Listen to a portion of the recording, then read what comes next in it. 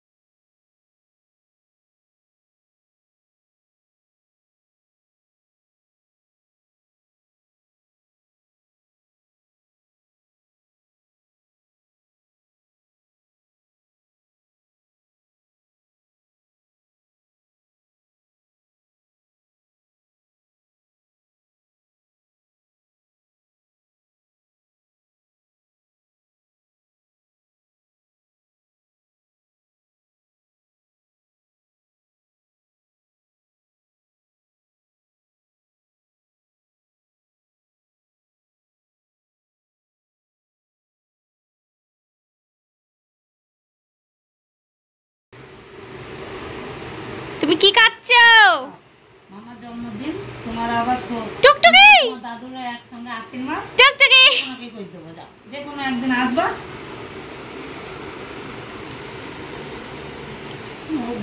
তো গাইজ এখন সময় হলো 3:30, 3:20।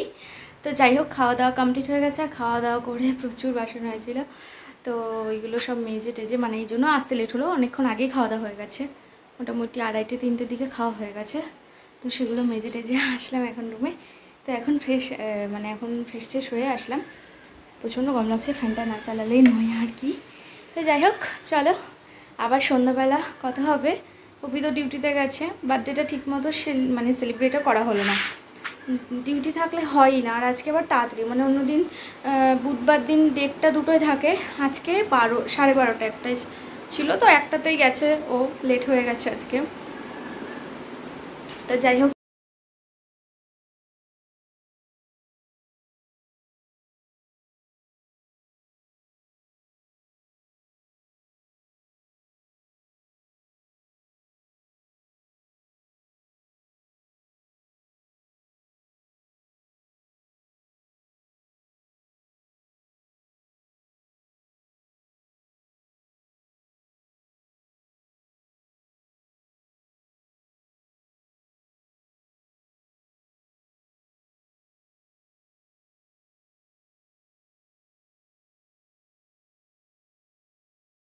তো গাইজ আমি তো রেডি হয়ে গেছি, আর এখনো রেডি হতে পারিনি, জাস্ট আর একটুখানি বাকি আছে।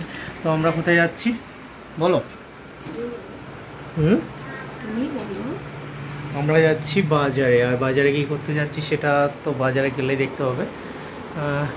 Ready ready steady go.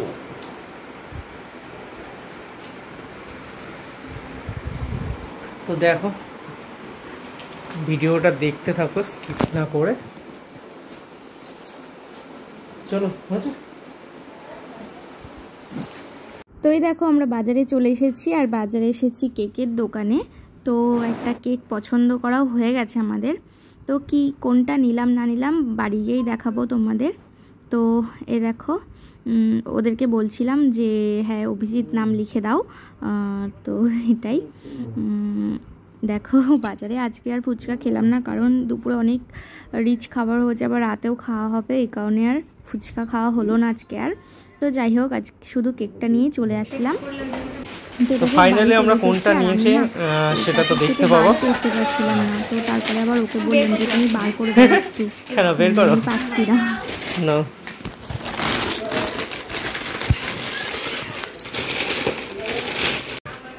বের হয়েছে, আমি মনে হয় ঘেটে ফেলেছি জানো, বার করতে গিয়ে দেখি।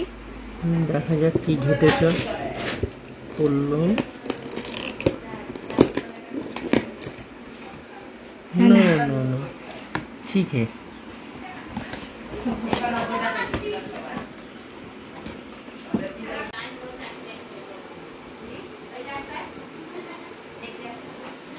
দাও দেখি।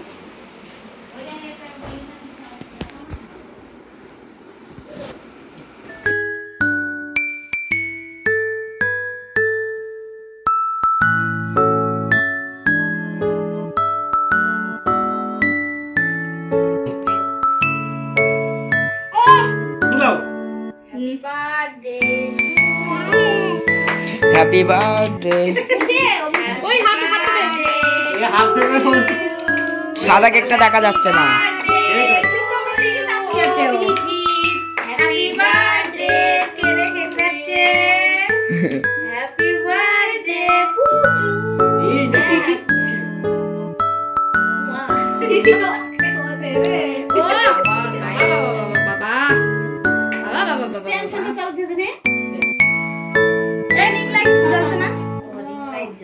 ফ্যানটা চালিয়ে দাও, ফ্যান চালিয়ে দাও। সেদ্ধ হয়ে গেল কেক কাটতে এসে।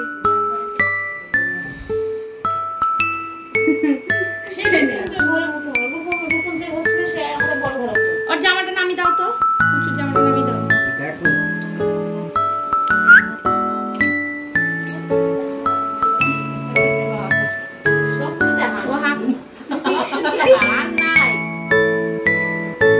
সবাইকে নিয়েছিস ভিডিও? সবাইকে নিয়েছি আমি।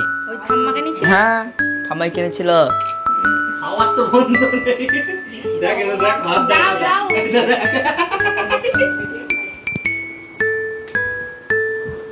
দাও কেটে দি।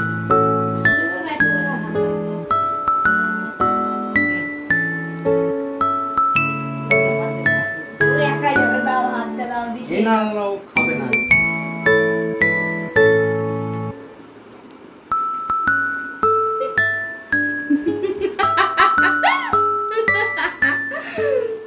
দাও মাকে খাই দাও, সবাইকে খাই দাও। দিদিভাই খাও, এটা আমি জানি। দিদিভাই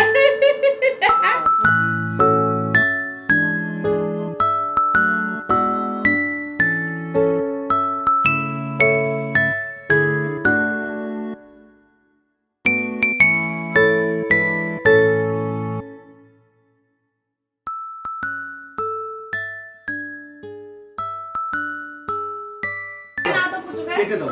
আমি হাত বাহ বাহ দেখো কাটলাম এবার।